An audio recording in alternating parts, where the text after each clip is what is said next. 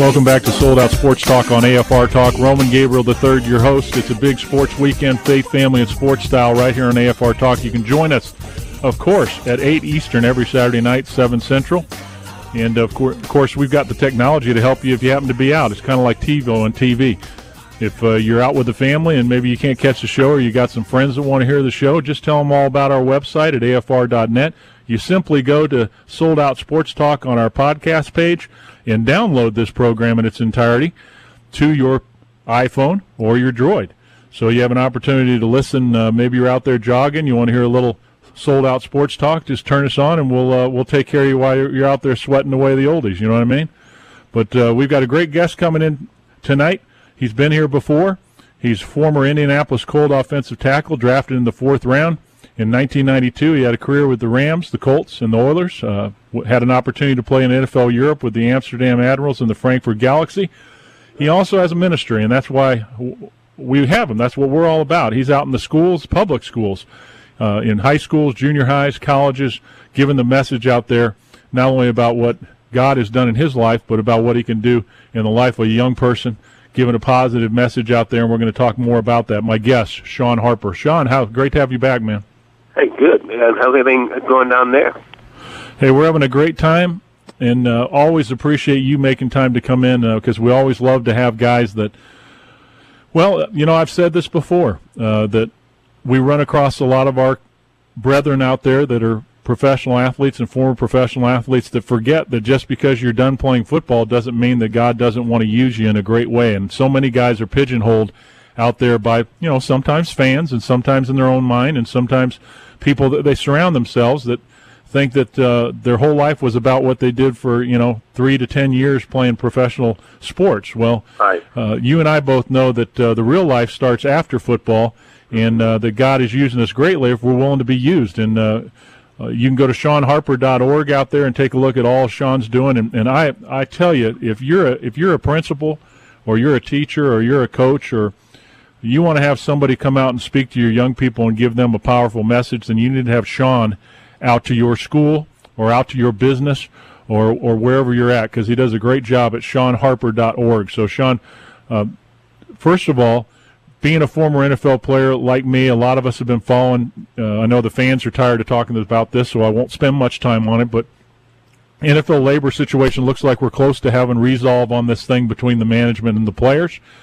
It looks as though the money part of it has been solved. We've got a couple of issues, sticking points that they're trying to work out, which is a rookie salary cap, which I definitely believe in. I think that more money needs to be diverted to veterans than rookies that have never played a down before. I think they can make enough money without going crazy like last year's number 1 pick that, got $50 million before he played a football game. And then the second part of that was the players have said no to the 18-game schedule from 16 games, and I think the owners are willing to give on that. But I think we knew from the start that once we got to this point where it could affect the season, it could affect training camp, it could affect the wallets, most importantly, that we'd have a resolve. Yeah.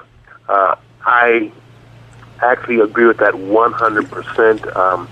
Also, I'm excited that the owners and the players are focusing on the big win, not just the individual win, the attack with one side versus this side.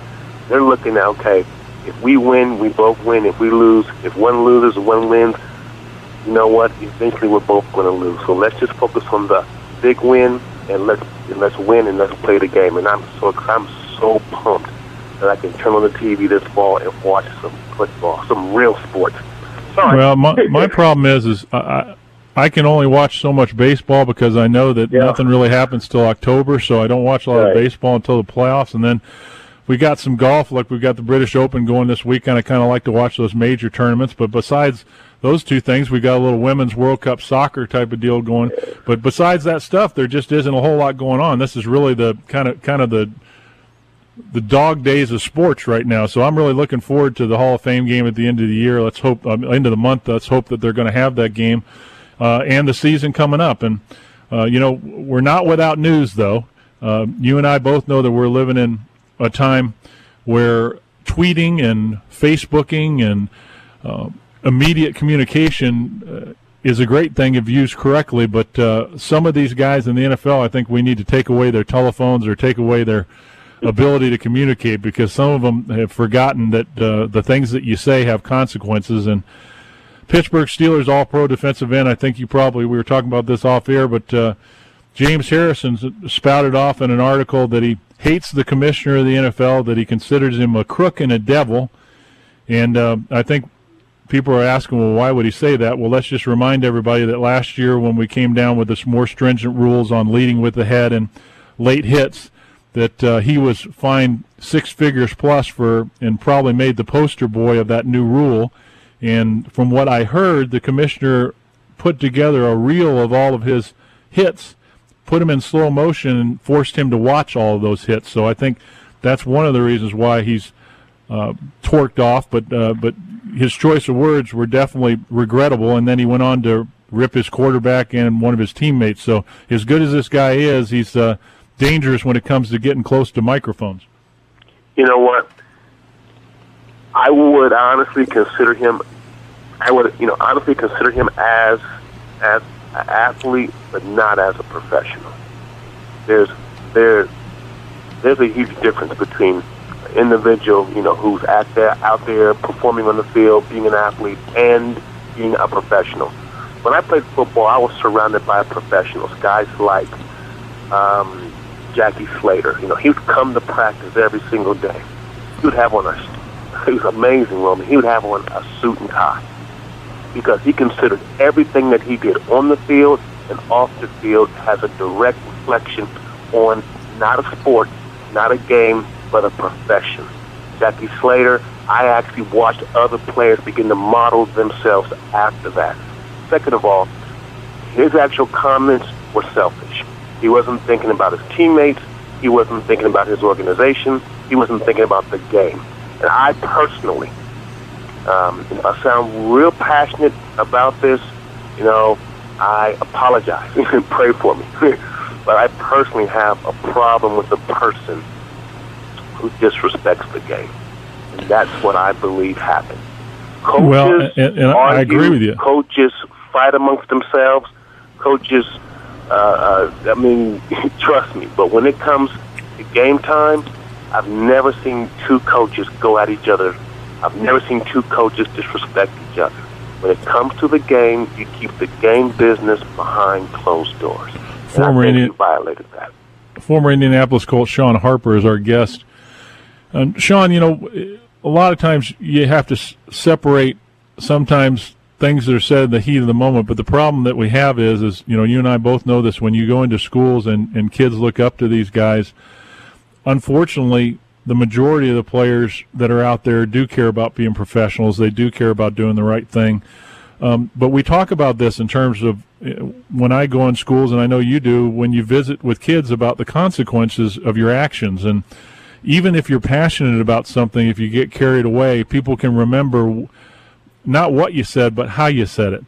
And when you look at, for example, his teammate, Hines Ward, I've been around Hines Ward, and Hines Ward, probably one of the most revered professionals in the NFL, a guy who does a lot of things in the community, cares about kids, is professing Christian. But yet, a couple of weeks ago, he made the mistake of unfortunately having too much to drink, and instead of getting a cab or a limousine or whatever it was, he decided to drive and was pulled over for drunk driving. And he apologized to the organization, to his fans, and to everybody else. But you have a tendency to lump in a guy that makes that kind of mistake with this kind of a guy, and they're seen across the board as the same thing. And we always say this, and I know you do too, that it's the one mistake that you make that can cost you your reputation and can cost you your witness and your example to others. Yeah. I believe that along with the new paradigms such as social media, we need to create another word called social responsibility and begin to encourage, preach, and teach to athletes and other professionals. You know what? Everything that you do has consequences. Every word that you say affects and infects every single person in your level of influence. And begin to, basically lay that platform out to them, teach them, make it a course, whatever we have to do, to get that point across. Not only the athletes, but actors and everybody needs to understand that this is not 1990 anymore. This is not 1980. In the 80s, the 90s, maybe if you were out drinking and you probably would, been able to get away with it. Now, in the year 2011, if you so much as basically ran a stoplight, that photograph is worldwide within 2 hours. Everything that you do now is under the microscope through social media, and you have to understand that, and you have to be held accountable to that. Now, when you talk about, let's do me a favor, take James Harrison, the personality out of this. He happened to say this, but I want to ask you, as being not only a former player, but also an African-American player, I'm going to read this quote that he said and see if you agree with this or you think there's some truth to this statement. He was talking about the punishment for late hits last year and the new rules, and just to let everybody know, now what happens if there's a questionable hit, Roger Goodell, basically the office of the NFL, takes a look at the film and then decides whether it's illegal and what the punishment could be, as much as money or money and suspension. Well, last year, on a hit on Vince Young, James Harrison was fined, and the same thing on a hit on Drew Brees. And what he said was, I slammed Vince Young on his head and paid $5,000, but just touched Drew Brees, and that was $20,000. You think black players don't see this stuff and lose all respect for Roger Goodell? Your response to that, in terms of do you think there's any truth to what he says? No. Now, let's kind of go in there, kind of look what is behind that. Is there racism in America? Yes. And I think that he may have been frustrated because sometimes we act like that is not a problem. However, I don't believe that our commissioner said, well, because this person is an African American, we're going to fine, him less, and because the person is, person is a non-African American, we're going to actually increase, the level of the fine. But what I do believe what needs to happen is that there needs to be an independent commission that basically a third party of about 2 or 3 people, and every hit that is questionable, then they would have the right to make that recommendation as far as fines are concerned.